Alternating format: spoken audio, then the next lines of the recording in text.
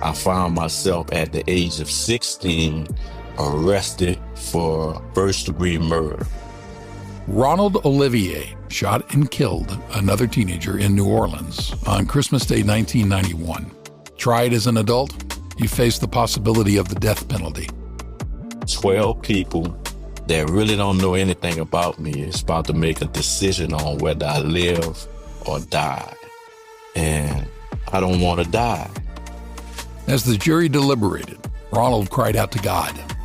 The story you're about to hear sounds like a movie script, so settle in as Ronald shares his almost unbelievable story on this episode of GPS, God, People, Stories. It's an outreach of the Billy Graham Evangelistic Association. I'm Jim Kirkland.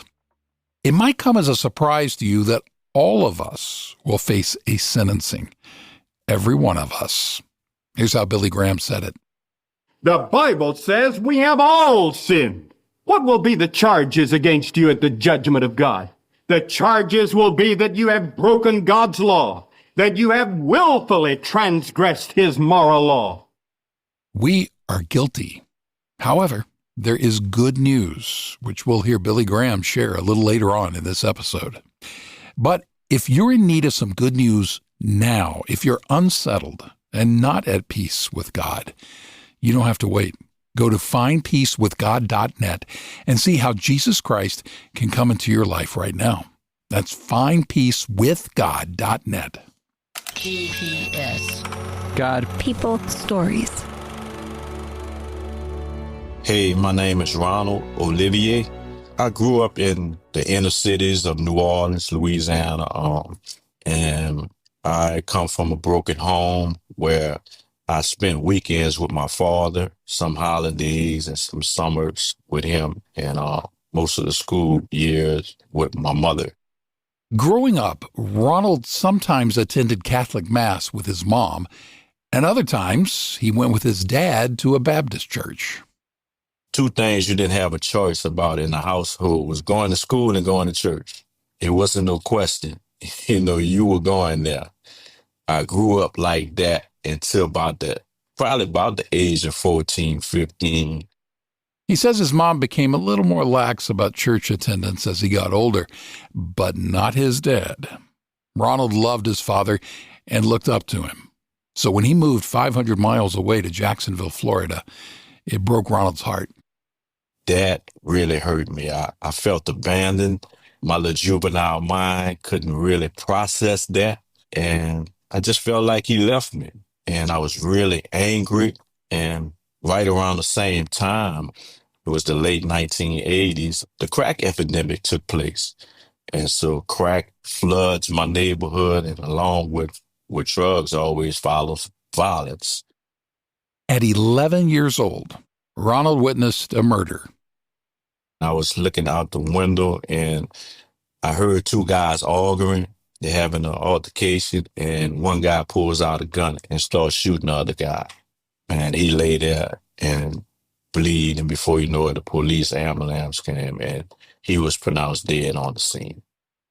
This wasn't the last murder Ronald would see. It was just the first of many instances of violence and death that his young eyes took in. Any kid, our greatest teacher is not what we hear, but what we see. And so I grew up seeing a lot of violence, a lot of drug deals, robberies, all type of crime going on in my neighborhood. And of course, I began to adapt to it. And so the streets began to fall to me. Ronald lost his sensitivity to violence and the sacredness of human life. He modeled himself after older guys in his neighborhood. They had nice cars, jewelry, and money, and they began to groom him for the same kind of life, stealing cars, selling drugs, and fighting rivals. In late 1991, when Ronald was 16, he and some friends jumped another teen. They'd run into him again on Christmas Day. There's three of us all together, me and two other guys, and he was with about 5 or 6 guys. So when he see us, I guess he felt that he had the advantage. But because of the neighborhood I grew up in, I was always accustomed to wearing a gun. And at the time, I was selling drugs. And so you had to protect yourself at all time because there was guys who their skill set or craft, for the lack of a better term, was to rob the drug dealers. Ronald knew the occupational hazards. A robbery could quickly turn into a killing. So when his companion suggested they get out of there, he agreed, but reluctantly. And so we started to walk, and they started to follow us. When Ronald crossed the street, the other guys crossed too. Eventually, he came to a city bus sitting at a stop. And so by the time I step on the front step of the bus, the guy tries to pull me off the bus, and I turn around and shoot. The bus pulled away with him on it. It was only later, when Ronald was watching the news on TV, that he learned one of the teens he was running from had been shot, dead. The guy who I actually had the confrontation with, he had lived. He was shot 4 times, and there was another guy who was with him, got shot twice, and he's the one that died. He was 14 years old. Ronald tried to tell himself that he opened fire out of self-defense, but deep down, it rocked him. And I was left like confused, like, what just happened? You know, it happened so fast. And then even later, I can remember looking in the mirror. I was by my cousin's house. I was looking in the mirror, and I was like, man. And I was really talking to myself in the mirror. I was like, man, who are you? What have you done? What have you become? And I was crying, looking at myself in the mirror, trying to figure out who I was. Ronald turned himself into the police. He figured that once he gave his self-defense story, he'd be free to go. That's not what happened. I found myself at the age of 16 arrested for first-degree murder. The state of Louisiana charged him as an adult, which meant that he could face the death penalty. Ronald turned 17 as his case worked its way through the courts. As his trial concluded, a jury had to decide whether he was guilty of first-degree murder. And so at that moment, everything gets real. I feel the weight of everything while I'm in the cell when the jury is deliberating. Prior to that, everything was really a joke to me. Look, I'm going home soon. But when I got in that cell while the jury was deliberating on whether I live or die, oh man, everything just came down on me. Alone in his cell, sometime after midnight, Ronald began to think about life and death. 12 people that really don't know anything about me is about to make a decision on whether I live or die. And I don't want to die. Ronald could hear his mother's voice clearly in his mind. A year prior to that, my mother told me, baby, if you ever in trouble that I can't get you out, you call on Jesus. Oh, that echoed so loud in my ears until I just got on my knees and I began to cry out to the Lord in that cell while they were deliberating. In that moment, 17-year-old Ronald pleaded with God. A lot of people say you shouldn't make a deal with God. I made a deal with him. And I said, Lord, if you don't let them kill me, I promise you I'll serve you the rest of my life. And for the first time in my life, I experienced the peace of God. I didn't know what it was, but there was this inward assurance that I was going to be okay that I couldn't really explain. The jury found him not guilty of first-degree murder, but guilty of second-degree murder, which meant life in prison without parole. Ronald says that day he received 2 life sentences. One that the state gave me that had no benefits, but the other one that the Lord gave me that have so many benefits that he reminds us in his word to not forget them. Ronald headed to prison, and at age 18, he was transferred to Louisiana State Penitentiary, better known as Angola. You probably heard of it as being the bloodiest prison in America, and it was really rough. So I never forget on that road, that little Angola road, it's a 20-mile road that takes you to the middle of nowhere to this plantation that's 18,000 acres. That's Angola. And I'm thinking to myself on that bus, I'm like, man, what What have I gotten myself into? After the prison bus rolled through the gates, its first stop was at the prison hospital for a checkup.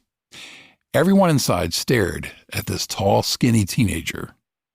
I'm handcuffed and shackled. And as I'm going through the hospital, guys are just staring at me, you know. And there was one particular guy, I was like, man, what you looking at? What you think? You know me or something? And so I'm basically checking people, but guys, I can look back now and see guys was like, man, this a kid here. What is this kid doing in here? I just had a few strands of hair in my face. I looked like I was about 12 or 13 years old. For a long time, Ronald was not allowed to mix with the general population. Now, to an extrovert like him, solitary confinement felt worse than taking his chances with the other inmates. About 8 months went by. The isolation was more than he could bear. And you staying there 23 hours a day. You only get 1 hour on the yard or the hall. And I'm like, man, the cell went to closing in on me. And I actually begged them, man, please let me be okay. Because y'all, please let me in population.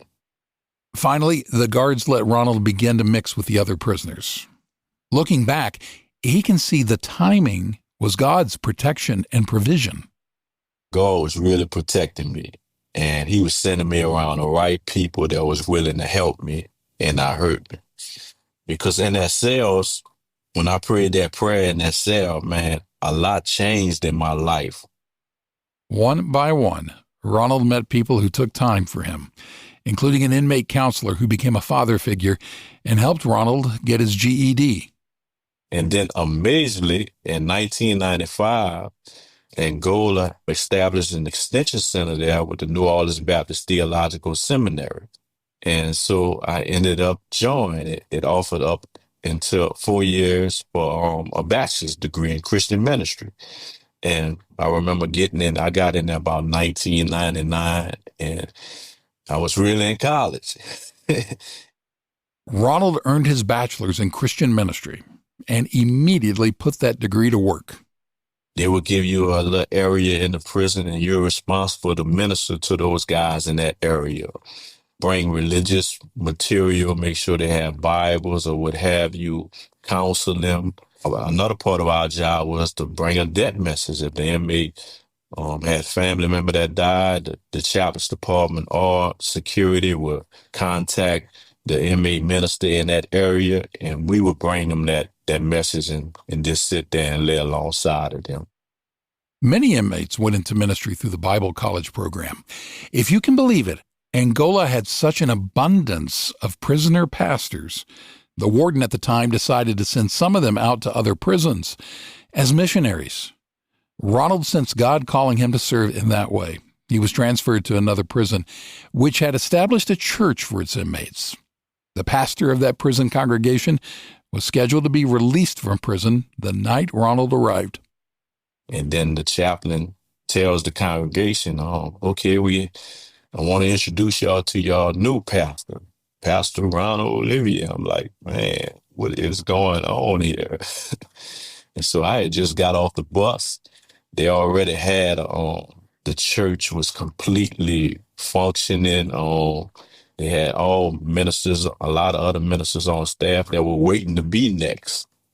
And so I step off the bus into that situation. I'm like, man, chaplain has lost his mind. I'll talk to him later. The chaplain didn't waver. He wanted Ronald to pastor the church. So that's what he did, ministering regularly to hundreds of inmates. And that was just the beginning. Whether at Angola or elsewhere, God used Ronald to transform lives. And as he served inside prison walls, something exciting was happening on the outside. In 2012, the United States Supreme Court came down with a ruling in Miller versus Alabama that said it was unconstitutional to give a juvenile under the age of 18 a mandatory life sentence. It said they violated our Eighth Amendment, which is cruel and unusual punishment. At the center of the case, the science of adolescent development. A teen's frontal lobe, the part of the brain that helps to understand risks and consequences, takes several more years to fully form. And so they said we couldn't be charged exactly like an adult and sentenced like an adult, that we should have some type of meaningful opportunity for freedom, because juveniles are more likely to be rehabilitated than adults because they're still trying to mature. The Supreme Court agreed that teenage convicts serving life sentences should get another chance. But the state of Louisiana said the law was not retroactive. That meant it couldn't help Ronald. However, the Supreme Court would step in again, declaring that the law was retroactive.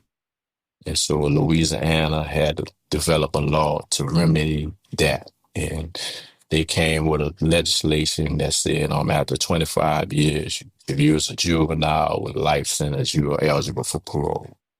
By that time, Ronald had spent almost 27 years in prison. In 2018, now in his 40s, he had the chance to stand before a parole board and request his freedom. But first, he needed to speak with someone else, the mother of the young man he had shot and killed.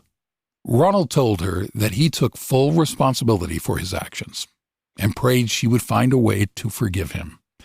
Amazingly, she not only forgave him, she said he deserved a second chance.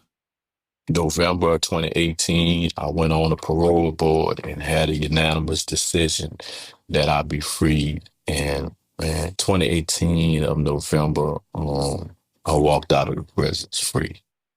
Actually, Ronald ran out of the prison. Oh man, I felt like I was dreaming. It didn't even feel real. I never forget when they called my name and told me I was being released. When I got on the walk, everybody telling me bye. And when I got to the breezeway where you go to the hospital where they actually release you, I broke out running. I just took out running full speed. And in my mind, I guess somewhere in my mind, I felt like, yeah, I better hurry up and get out of here before they change their mind. Try to imagine entering prison in the early 1990s and getting out in 2018. It was like stepping into a different world. I can remember the first time I stepped foot into Walmart, I just was stuck. I couldn't move. I'm just looking at all the choices. It was overwhelming. The self-checkout blew my mind. Even at public restrooms, everything was so censored. You just put your hands under the water. You walk away from the toilet and flush. One of the hardest things for many ex-convicts is finding employment. But that wasn't the case for Ronald. A chaplain he met while in prison later became the mayor of a small town in the middle of Louisiana. He offered Ronald a job right away, and Ronald had support from another corner. During his last few years in prison, he had met a woman who was visiting her cousin behind bars. They became close friends. Some kind of way, she just fell head over heels for me, Nah, really, to tell the truth, I'm the one who fell, But we still just stayed with a solid friendship and wanted to see where it was going to take us when I had gotten out. They got married 5 months after Ronald's release. 9 months later, they had a baby boy. And so it just was overwhelming, everything that was happening. A lot of connections that God had given me, some real divine connections while I was in prison through a lot of ministries, was flying me to their state and sharing my story at their churches. These days, Ronald is a prison chaplain at Louisiana's Dixon Correctional Institute. He's continuing to fulfill the promise he made to God more than 30 years ago, while a jury weighed whether he should live or die. When he tells an inmate that he can put his trust in Jesus Christ no matter what, Ronald Olivier is truly speaking from experience. Basically, man, no matter what situation you're in, no matter what you have done or doing, man, if you really give your whole heart to God, he can do something with it. He can bring you places you've never been, put you in spaces that you never thought you'd be in. He's just looking for someone to submit their life to him, someone that's crazy enough just to believe him at his word. I promise you, your life will never be the same if you give your life to him. Ronald likes to say, "Don't tell me what God can't do." That's been my theme right there. Don't ever tell me what God can't do. He can do anything at any time through anybody. He's just looking for somebody to believe.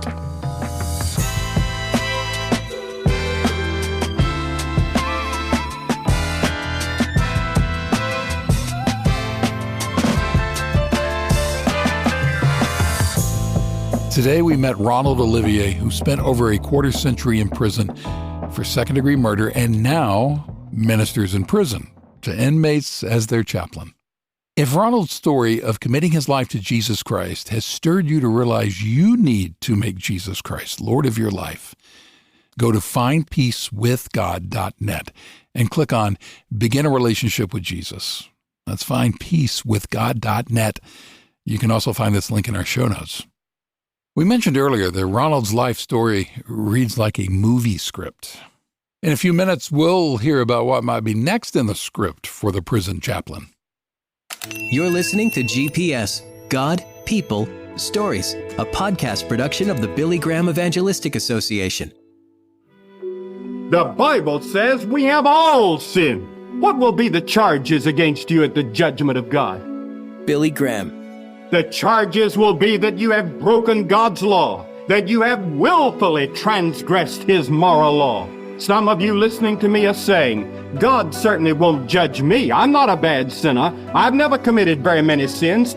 But how many sins must you commit to be a sinner and come under the judgment of God? The Bible says only one. When I stand at the gate of heaven, I'm going to throw myself on the mercy of the court. I'm going to cling to the cross. My only reason for being in heaven will be the grace of God and the cross of Jesus Christ. His grace is greater than my sin. His mercy is greater than my iniquities. And there's one thing invisible to God, and that is my sins when they were under the blood of Christ. The only way to receive forgiveness from your sins is through Jesus Christ. If you've never trusted Jesus Christ with your life and you'd like to know more about who He is, a good starting point is findpeacewithgod.net. There you can learn what it means to have a relationship with Jesus Christ. And if you're already a Christian, you can explore ways to grow deeper in your relationship with Jesus Christ. That's findpeacewithgod.net. We've been hearing an amazing account from Ronald Olivier, a prison chaplain who spent almost 27 years behind bars. A few years ago, Ronald shared his story at Brooklyn Tabernacle in New York City, and someone in the congregation that day thought it would make a great book. Ronald signed a publishing deal, and his book is called 27 Summers. Now there's talk of turning the book into a movie. Up until this point, God has did it all, so I'm not trying to push nothing up. He been doing it. Just let Him do it. I want my story to be authentic. I don't want to be added just for people to watch it or whatever.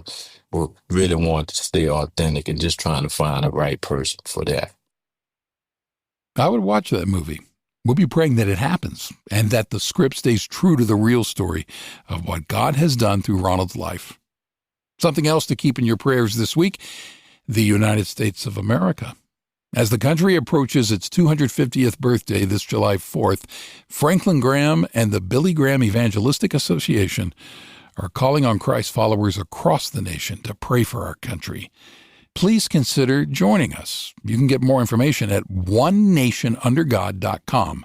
Again, that's onenationundergod.com. We also have the link available in our show notes. Thank you for joining us on this episode. If you want to hear more of these stories as soon as we post them, make sure you're subscribed to GPS on your favorite podcast app or on YouTube. In the middle of life, GPS is here in the middle of the week, every other Wednesday. I'm Jim Kirkland, and this is GPS, God, People, Stories. It's an outreach of the Billy Graham Evangelistic Association. Always good news.